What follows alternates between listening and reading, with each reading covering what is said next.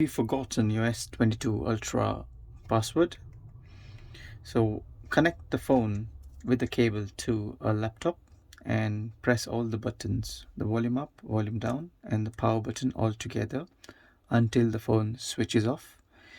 And when it switches off, release the volume down button and keep holding the volume up and the power button.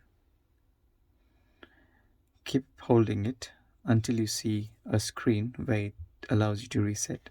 So this is a screen you need to see. So press the volume down button and come down to wipe data factory reset. Press the power button and bring it down, factory data reset, and press the power button to select it. I don't want to delete the data, so I'm just going to cancel it. And after you basically reset the phone, reboot system now. Thank you for watching. Please subscribe.